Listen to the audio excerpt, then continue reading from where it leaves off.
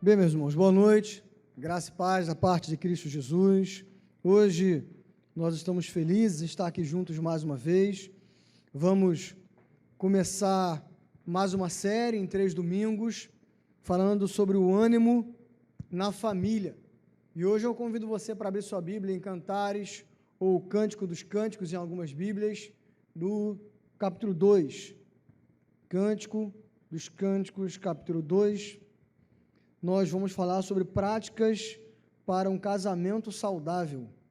Cântico, capítulo 2.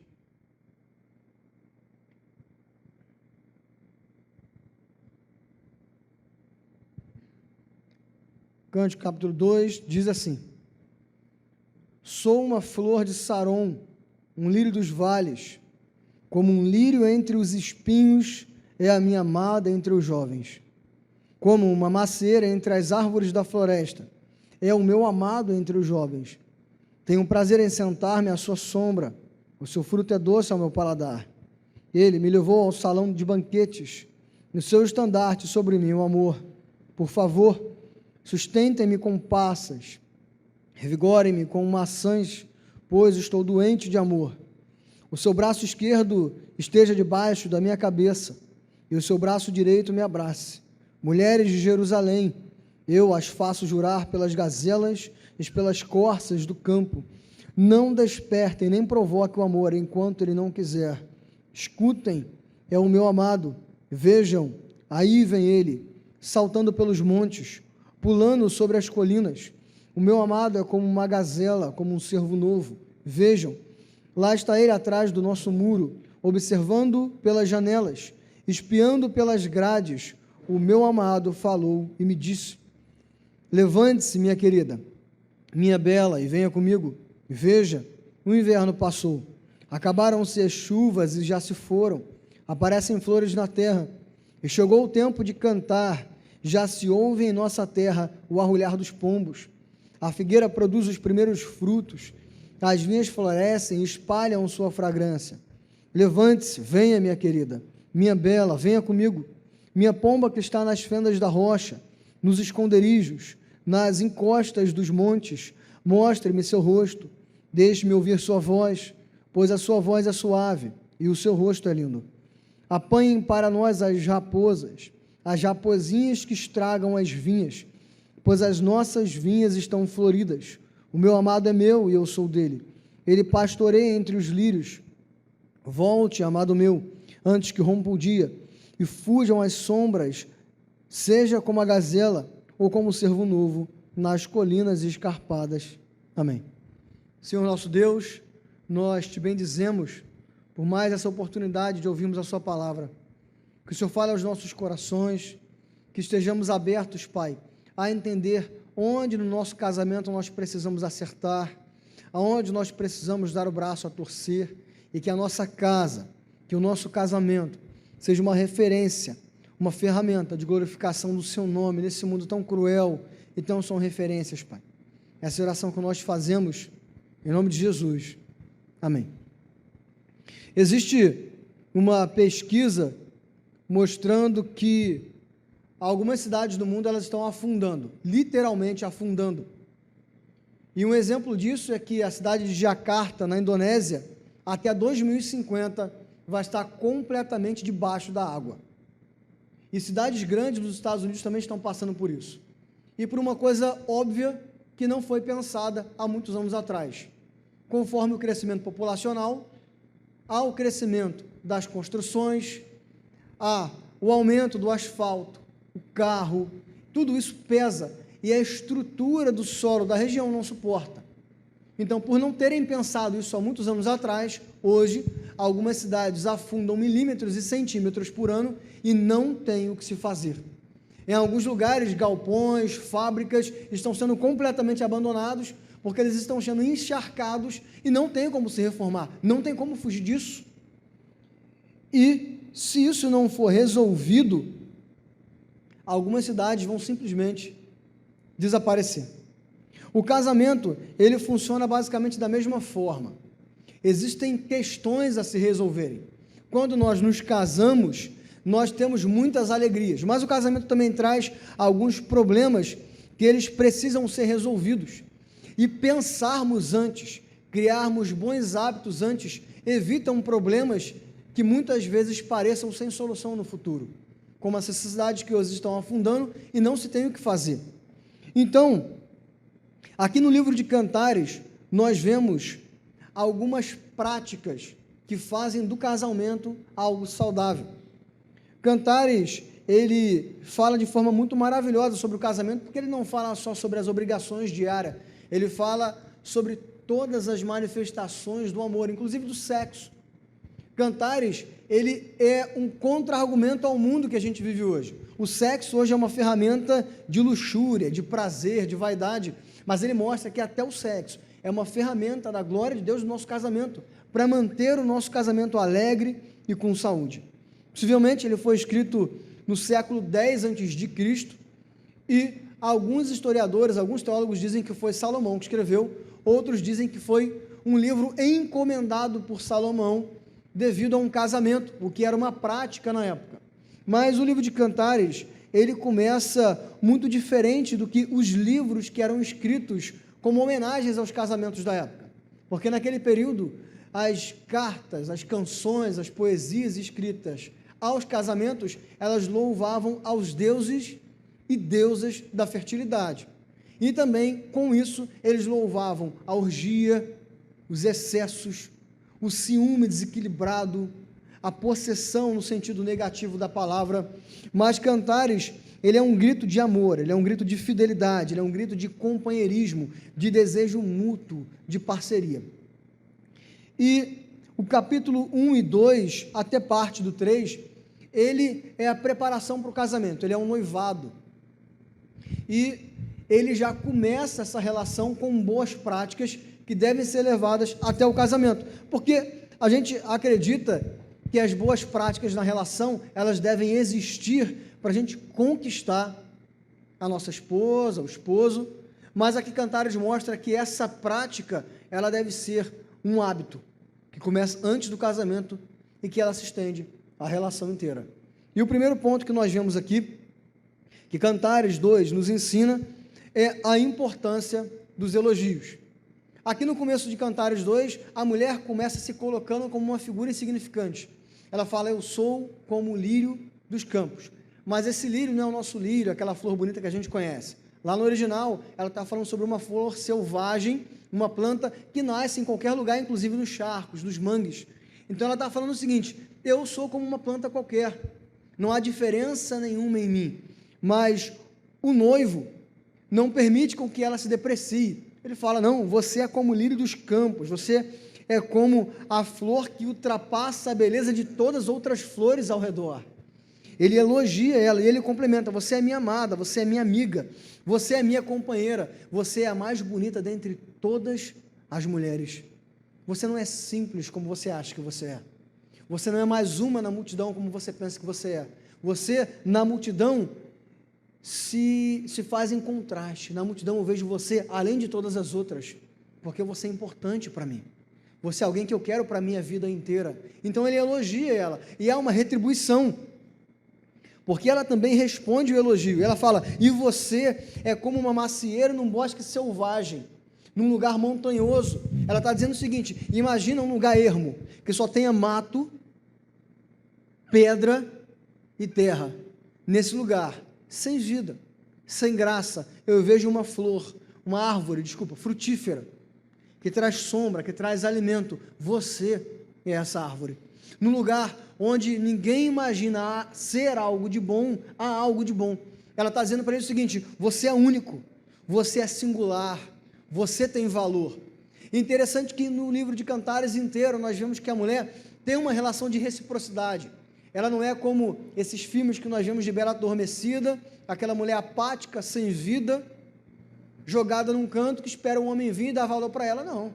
Ela entende também a posição dela, ela também elogia, ela também tem opinião, ela também fala, e aí ela fala, assim como você acha a mim como um lírio, como uma flor diferente, eu acho você como algo diferenciado, valioso, diferente, singular. Mas o problema é que hoje em dia, nós não elogiamos mais. dentro dos casamentos hoje não há mais elogio. Não é elogio porque nós não gastamos mais tempo percebendo o nosso cônjuge. Nós não gastamos mais tempo passando tempo junto com os nossos cônjuges, porque nós gastamos tempo com o nosso trabalho, nós gastamos muito tempo com a televisão, nós gastamos muito tempo com Netflix, nós gastamos muito tempo com o celular, com o computador, nós gastamos muito tempo com hobby, nós gastamos muito tempo elogiando as pessoas bonitas da rua, da igreja, do trabalho, e não olhamos mais para dentro da nossa casa para elogiarmos a pessoa que nos ama e que nós amamos. E, além de nós não elogiarmos, nós nos tornamos grosseiros. Dentro da nossa casa, nós somos debatedores, grosseiros, intolerantes, impacientes. Na rua, existem pessoas que na rua tudo é bonito, né? Tudo é maravilhoso, toda a história é incrível, todo dado é um novo dado científico. Não é verdade? Agora, dentro de casa, de onde se tirou isso? Você é biólogo por algum acaso? Você é cientista? Você é estatístico? Mas na rua, qualquer história é inerrante. Qualquer história é maravilhosa.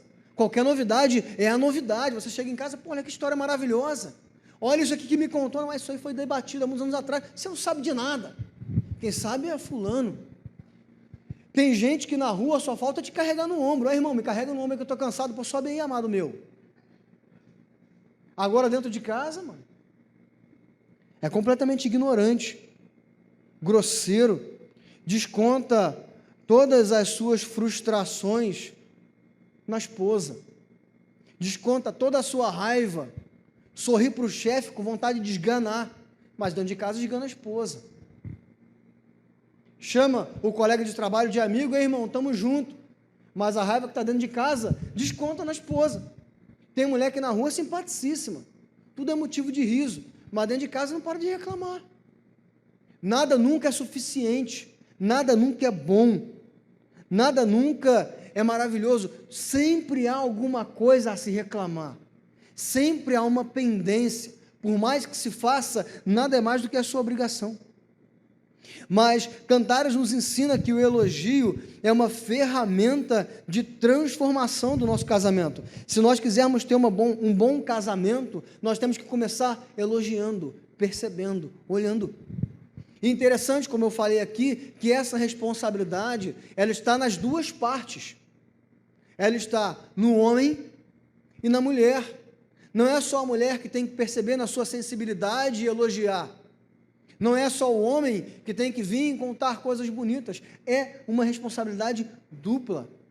Quer ter um hábito saudável no seu casamento? Elogie. Segundo ponto que Cantares nos ensina é a importância de valorizarmos estar com o outro, gastarmos tempo com o outro. Aqui, a noiva, a amada, ela fala que o seu noivo deseja estar com ela nos banquetes e que o seu baluarte, o seu estandarte é o amor. Alguns dizem que isso aqui significa que, por Salomão ser um homem rico, e alguns dizem que ele escreve a Sulamita, ela ser uma mulher simples, ele não tinha vergonha de quem ela era. Mas a tradução literal aqui é que o noivo queria desejá-la com toda a sua intensidade, é o sexo. Ele queria tê-la, ele queria possuí-la, ele queria gastar tempo junto com ela. Mas quando ele fala aqui da sexualidade, ele não fala de um sexo carnal, ele fala de um tempo de qualidade, ele queria estar com ela, com todas as possibilidades do estar. E é por isso que ela fala, o seu estandarte sobre mim é o amor. O estandarte era a bandeira que representava uma família, e quando você fincava ele num lugar, significava que aquele lugar era seu. Então ela está dizendo o seguinte, ele me deseja tanto que ele quer ter-me com todas as forças dele, em todos os sentidos. E ela responde, e isso me esgota. Não esgota porque ela está de saco cheio, porque ela está com dor de cabeça, é porque ela se entrega de tal forma que todas as forças dela se vão. Ela também quer estar com o seu amado, a ponto de gastar todas as suas forças. E ela entende que isso é tão maravilhoso, esse tempo de estar juntos, que ela fala: e eu digo para todas as jovens de Jerusalém, não se deem um amor enquanto ainda não for tempo, esperem, porque esse momento é tão maravilhoso, que vale a pena toda a espera do mundo, toda a frustração, toda a impaciência, todo o medo, toda a tristeza. Esperem, porque isso é maravilhoso, estar com quem você ama, de todas as formas possíveis, é a melhor coisa para se fazer. E por isso que quando o noivo parte, ela fica olhando, esperando por ele, porque ela quer tê-lo de volta. E quando ele volta, ela fala o seguinte: e ele vem saltando pelos montes, como as gazelas, como os cervos. Esses animais eram animais rápidos. Ela está dizendo o seguinte: ele quer tanto estar comigo, que ele vem com pressa, ele quer chegar logo, ele quer estar logo comigo. E quando ele chega, ele chama ela: vem. E o interessante é que esse vem, ele tem o mesmo significado paralelo quando Jesus chama a pessoa a entregar a sua vida a Ele. O que isso significa? É por isso que a Bíblia faz muita alusão do amor de Cristo à igreja como o amor do esposo à sua esposa. Porque é um amor, Jesus chama a pessoa para ir até Ele, entregar a sua vida e viver uma vida com Ele. Quando o noivo volta, Ele fala: vem, larga a sua vida e viva uma vida agora comigo. Eu quero viver contigo, quero viver com você todos os meus dias. Larga tudo, eu preciso estar com você. Mas o problema hoje em dia é que nós colocamos outras coisas como mais valiosas que o nosso cônjuge. Tudo se tornou tão corrido que nós não temos mais tempo de qualidade. Os homens e as mulheres saem para trabalhar e esgotam todas as suas forças no trabalho. A casa vira um ambiente, quase que um Airbnb. Você vai só para dormir. Você come e dorme. Come e dorme. Acorda, come e vai trabalhar. Chega, come e vai dormir. As suas forças você gasta para o trabalho. E o homem acha, a cultura, algumas culturas, algumas idades acham que só por colocar a comida na mesa já estão fazendo mais do que o suficiente. Você vai me desculpar, você está completamente enganado. Casamento não é filantropia. Você não casou para distribuir comida aos pobres. Porque se valorizar o tempo com seu cônjuge fosse dar comida, existiria um monte de gente aí apaixonada por chefes de cozinha, por McDonald's e por self-service. Isso não é suficiente. Ah, mas todas as minhas forças eu gasto trabalhando e botando comida na mesa, eu faço mais que o suficiente. Não, você faz mais do que sua obrigação, mas não é o suficiente. O suficiente é gastar as suas forças principais com a pessoa que você ama.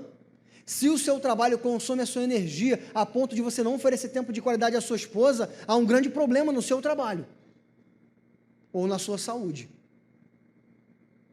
Existem algumas mulheres que acham que ser uma boa mulher é administrar bem a casa só. O marido chega, está tudo bonitinho, tudo no seu devido lugar, tudo maravilhosamente bem feito. Ponto. E eu digo a mesma coisa: se casa arrumada e comida na mesa fosse suficiência do casamento, nós estaríamos apaixonados por diaristas. Homens estariam apaixonados por empresas de terceirização de serviço de limpeza de casa e iFood. Não é. Gastar tempo de qualidade com o outro é muito mais do que isso. Essas coisas, elas são ferramentas para nos proporcionar uma relação saudável. Se eu trabalho para levar dinheiro para minha casa, para que o meu casamento esteja cada dia mais saudável, para usufruir de mais qualidade na minha relação. Se a minha casa está em perfeitas condições, é para que nós tenhamos mais tempo de qualidade dentro de casa. Se está tudo pronto para minha esposa chegar, se está tudo lavado e tudo feito, é para ela não ter que gastar tempo para fazer, para ela gastar mais tempo comigo. Se eu ganho dinheiro para comprar uma coisa boa para dentro de casa, não é para aquilo ser o suficiente, é para comprar e curtir com a pessoa que eu amo. Isso é o tempo de qualidade. E por causa dessa correria do dia, de a gente achar que essas coisas concretas são suficientes, nós não queremos mais valorizar o tempo com o nosso cônjuge. E aí nós começamos a nos distanciar dele dia a dia. Nós não sentimos mais desejo sexual. E aí começa a surgir a vontade de desejos extraconjugais. E aí começa a surgir os vícios em pornografia. Porque você não gasta mais tempo com a pessoa com que você ama. Seu interesse, sua mente está em outras coisas. E há uma deturpação do que é o casamento. A pessoa se esquece o quanto as pessoas cresceram juntas, gastaram tempo juntas. Olha a sua vida lá atrás, cara. Quando você não tinha carro, quando você podia só pagar só uma casquinha do McDonald's, quando você contava com a janta na casa da sogra porque você não tinha onde lanchar, porque não tinha dinheiro. Como é que a sua relação era muito mais saudável com tão pouco, com tão pouca expectativa, com tão poucas coisas concretas para o futuro, além de sonhos. Isso significa que essas coisas que nós temos hoje são só ferramentas para a nossa relação estar cada vez mais saudável. Ela não é o fim nela. Não é, porque se fosse, a pessoa que nos ama nem do nosso lado estaria. Tássila começou a namorar comigo, tadinho, tinha 67 quilos, tinha mais pescoço do que outra coisa. Aí andou no sol de 40 graus à torta e direita. Comia açaí pra caramba, falava que gostava, mentira, era açaí só que tinha dinheiro no mês. Mas está comigo, feio do jeito que eu sou. E agora eu vou achar que é suficiente colocar comida na mesa? Achar que é suficiente, a casa está arrumada, quando eu não tinha nenhuma casa para oferecer, ela queria estar comigo. Quando eu não tinha nenhum trabalho digno para dizer, eu tenho um trabalho para sustentar uma casa, ela optou por escolher a mim. A gente precisa gastar tempo com o nosso cônjuge, tempo de qualidade, estar junto, sorrir junto, porque não há nada mais valioso do que isso. Perceba, meus irmãos, esse mundo ele é muito cruel. No seu trabalho, o primeiro mole que você der, você vai ser mandado embora, você vai ser substituído. Na primeira oportunidade que tiver, a sua mão de obra vai ser desvalorizada e a sua hora de trabalho vai valer cada vez menos. Mas a pessoa que você ama não vai embora. Na rua, as pessoas te maltratam, no trânsito te xingam, seu patrão te trata mal, o seu vizinho faz fofoca de você, mas dentro de casa é um lugar que você tem segurança, é onde você pode ser você mesmo, né? Onde você tem aquelas manias feias, que você não conta para ninguém, porque você tem vergonha das pessoas descobrirem, e a pessoa que te ama acha engraçado. Eu tenho mania que se eu contar para vocês aqui, irmão, ninguém nem me abraça no final do culto. E Társila ri. Vai entender. Dentro da nossa casa, com a pessoa que nós amamos, nós podemos ser nós mesmos. Nós podemos colocar o nosso coração para fora, sem medo de sermos entendidos errados, julgados errados, condenados, porque a pessoa nos conhece, a pessoa quer o nosso bem, ela nos ama, é um lugar de segurança, de paz, de refúgio. E ainda que a pessoa que nos ama e chame a nossa atenção, não é para o nosso mal, é porque ela quer o nosso bem, às vezes mais do que nós mesmos. E nós ainda assim preferimos gastar tempo com outras coisas, que não com essa pessoa que constrói a vida com a gente. Nós temos que passar a valorizar o tempo com a pessoa que nós amamos. Não existe lugar mais seguro, mais maravilhoso, e volto a dizer, é por isso que a Escritura faz relação do casamento com a relação de Cristo com a igreja. Quando você sofre, é nos pés de Jesus que você vai, é na igreja que você encontra amparo. Jesus diz o seguinte, o casamento é exatamente a mesma coisa. Quer ter uma vida mais saudável? Tenha um casamento mais saudável. Quer ter uma vida mais feliz? Tenha um casamento mais feliz. Não quer ser escravo da cultura, do trabalho, da circunstância? Esteja com a sua casa em paz. Porque quando todo o temporal em volta estiver destruindo tudo, a tua casa vai estar firme. E você vai estar do lado da pessoa que te ama, independente do que acontecer. E o terceiro ponto que o Cântico 2 nos ensina é a importância do cuidado. Quando ela elogia o seu noivo e diz que ele parece com uma macieira, né? Ela está falando que aquele lugar oferece sombra, oferece alimento, oferece conforto, e debaixo da presença dele, ela se sente confortável. Com ele, junto dele, seja na sombra, ou seja no sexo, que é o fruto, ela se sente confortável, cuidada, amparada, amada, alimentada em todas as necessidades dela. E o noivo, quando ele volta, ela fala que ele fica pelo muro, orando para ela, olhando, espreitando, percebendo quem ela é.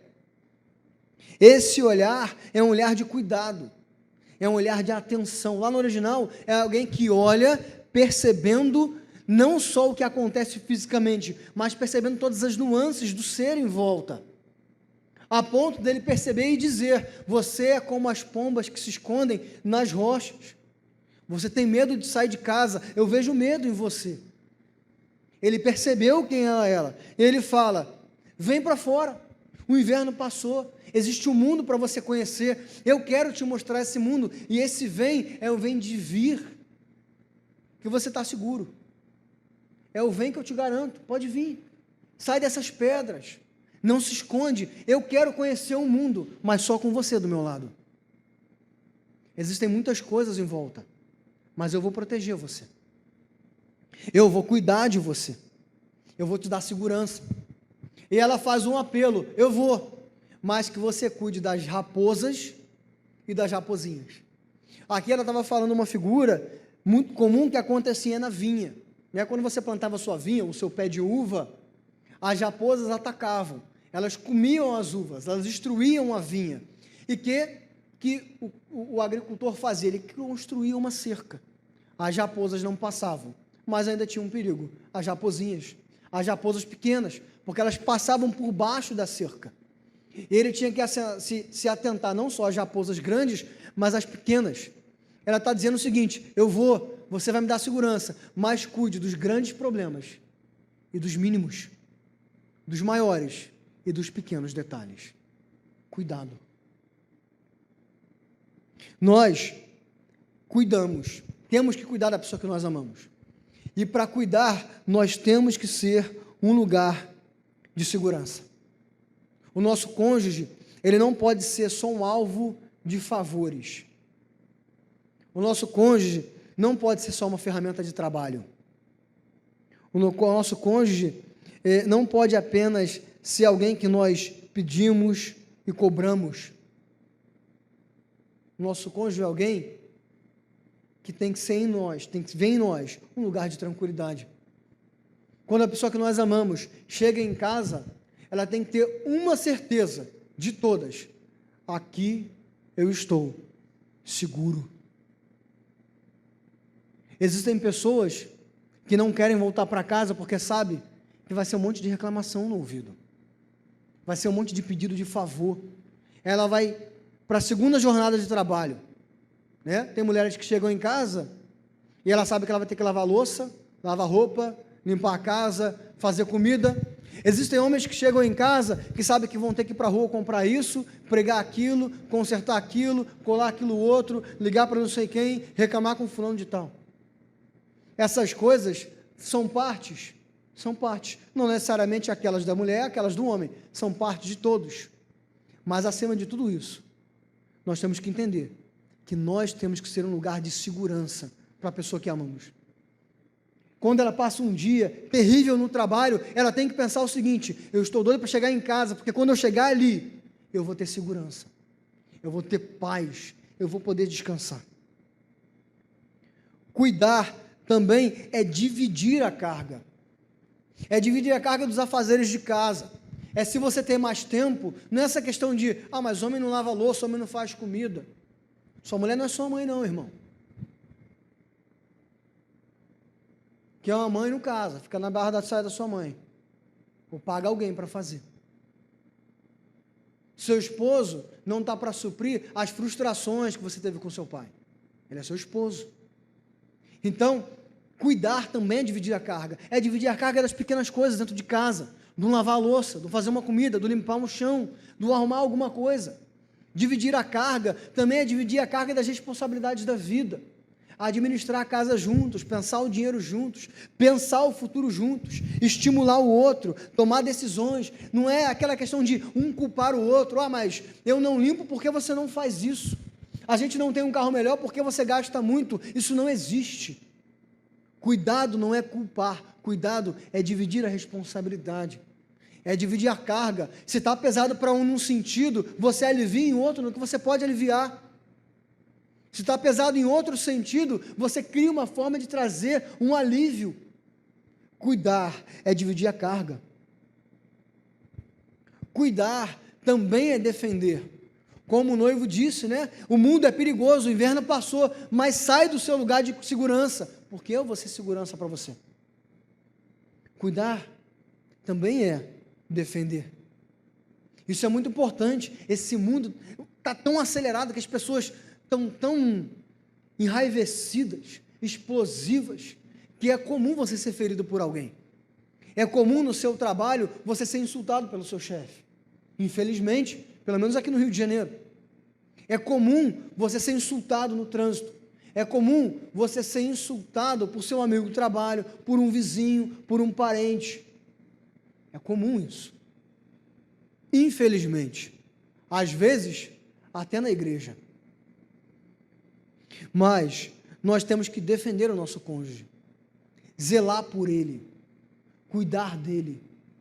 Se alguém o afrontou, eu vou confortá-lo. Se eu preciso defender, eu vou defender. Uma vez, eu ouvi uma história interessante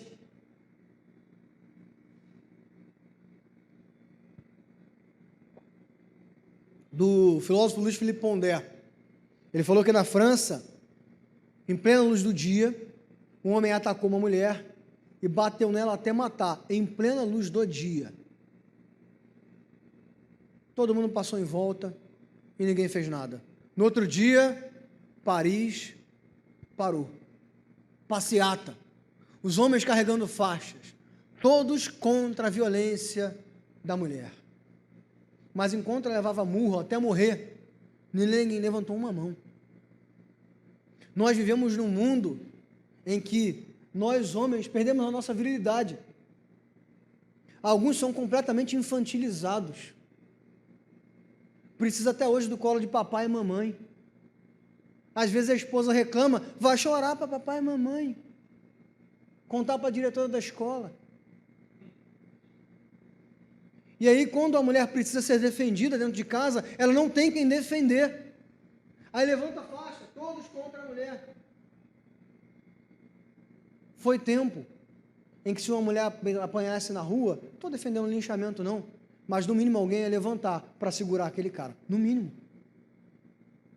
E isso se reflete dentro das nossas casas, porque nós não cuidamos, nós não defendemos. Cuidar é defender a nossa família, é proteger, é saber que não importa o que aconteça, eu estou aqui para cuidar. Se alguém fere, eu protejo. Não interessa se é pai, não interessa se é mãe, não interessa se ajuda financeiramente, não interessa. Eu, como um marido, a minha mulher como uma esposa, tem que ser uma referência de cuidado, de zelo. Da mesma forma que Cristo zela pela sua igreja. Cuidar também é oferecer afeto. Lembra quando ela fala da macieira, que ela está embaixo e tem segurança, mas tem os frutos. Aquele fruto são as delícias do casamento, é o sexo. Cuidar é sim se relacionar. É por isso que lá no começo ela fala, o amor dele me esgota de tal forma, ela não quer fugir. Ela fala, eu quero estar nos braços dele. Eu quero que a sua mão direita esteja debaixo da minha cabeça e a esquerda debaixo das minhas costas. Eu quero que ele me segure, que ele me guarde. Cuidar é oferecer afeto, é amar, é beijar, é gastar tempo junto. Porque quando nós oferecemos afeto ao nosso casamento, o nosso casamento fica mais fortalecido. Quando eu amo a minha esposa, como a esposa ama o seu marido, ele se sente mais valorizado. Ele entende que apesar dos pesares, dentro da sua casa ele tem valor. Amar o nosso cônjuge é protegê-lo até mesmo das investidas lá de fora. Ou você acha que o seu barrigudinho é paquerado na rua? Tem doido para tudo. Você está aí? Não é?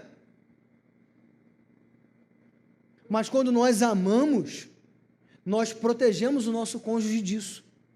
Porque quando lá fora alguém vier e der em cima, investir, ele não vai sentir a menor necessidade, porque dentro de casa ele é amado. Ele é amado por uma pessoa que satisfaz eles em todos os sentidos, não só no sexo, mas numa boa conversa, num bom sorriso, numa boa compreensão, num gastar tempo vendo um bom filme, jogando conversa fora, num café, simples. Tem um amigo meu que ele fala comigo, que quando ele casou ele fez as contas erradas, e aí durante mais de um ano, o café dele era café preto e creme crack com manteiga. E ele falou que ele não teve cafés tão maravilhosos quanto aquele. Ele, Arthur, eu já tive muitos cafés bons em outros lugares, em hotéis 5 estrelas, mas nenhum foi tão bom quanto aquele. Não que os de hoje sejam ruins, mas mesmo no pouco, o tempo que eu tinha de amar e ser amado era tão maravilhoso que aquilo era só uma ferramenta para a gente se amar mais e mais. Um café preto e uma bolacha creme crack. Quando nós amamos o nosso cônjuge, o nosso casamento é mais saudável. O nosso cônjuge, ele se sente mais satisfeito. O nosso casamento está mais protegido. Nós estamos mais fortalecidos. Cuidar também é perceber. Quando a noiva fala que ele chega e olha para ela, olha numa atenção de perceber quem ela é, nós também temos que fazer isso. Às vezes, a nossa esposa pinta a unha, faz o cabelo, você vê em casa um monte de coisa menos isso. Você percebe o tênis novo, a chuteira nova que seu amigo comprou. Mas a unha que sua esposa fez, não. A cortina nova que ela comprou também, não. Cuidar é perceber. Não perceber só os aspectos físicos, mas perceber que aquele bom dia foi diferente. Que ela está mais cansada por algum motivo. Que ele está mais calado e alguma coisa aconteceu. Cuidar é perceber, é conversar, é compreender, é andar mais uma milha. Por fim, cuidar também é nos cuidarmos. A gente sabe que a aparência se deteriora, não é verdade? A gente sabe disso. Tinha 67 quilos, mas a barriga estava tanque, Daniel. Hoje não está mais. Tá, né? Já tentei, não consigo. Hoje o cabelo está ficando branco. Não dá para perceber, mas está. Hoje tem pelo na barba que está castanho claro. Hoje eu não tenho mais aquela disposição. Não tenho. Mas eu preciso me cuidar. Tem pessoas que depois de tanto tempo de casamento ficou relaxado. Não se cuida mais, não se valoriza mais. A esposa vai na rua e volta, e você está todo descabelado, fedorento, porque não tomou banho, porque não escovou o dente. O marido vai para a rua e volta, a esposa está parecendo um espantalho.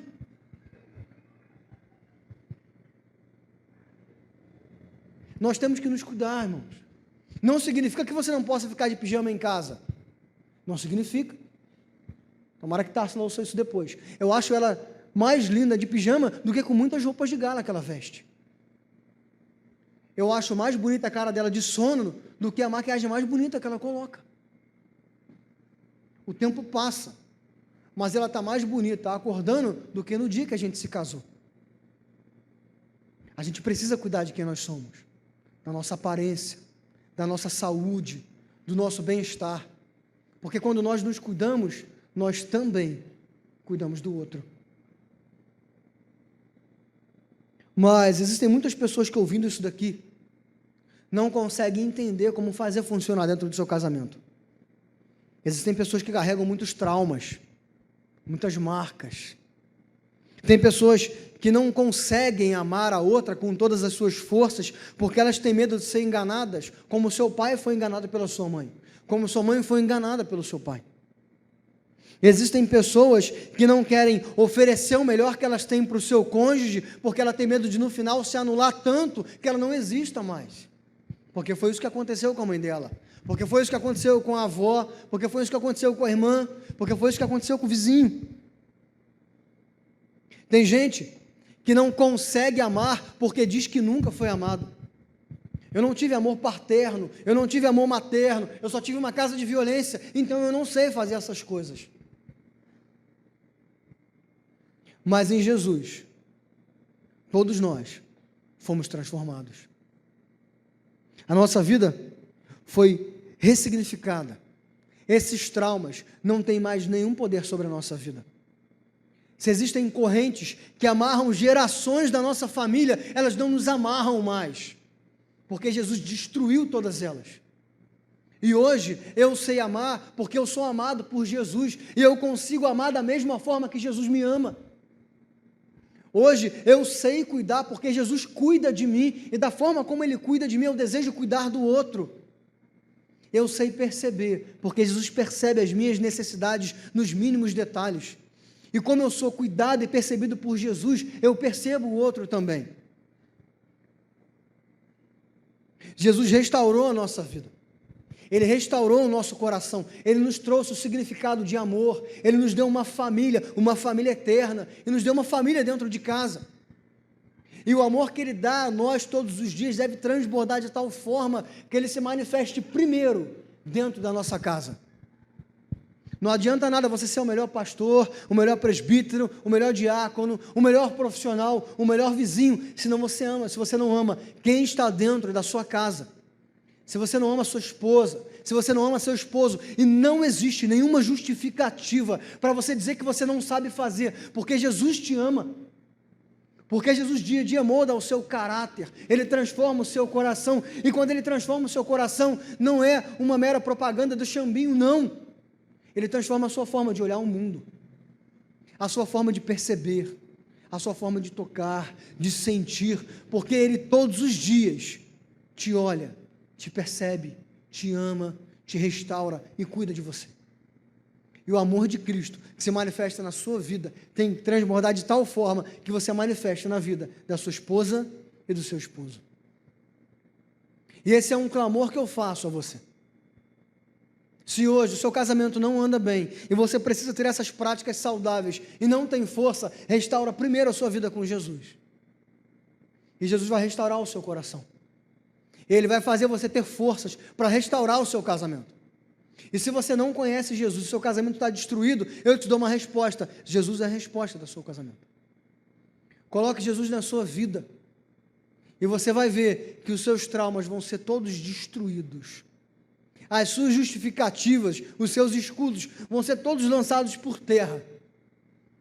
E com o mesmo amor de Jesus, você vai conseguir amar a sua esposa e o seu marido. E o seu casamento vai ser tão saudável quanto o amor de Cristo pela igreja. Vamos orar?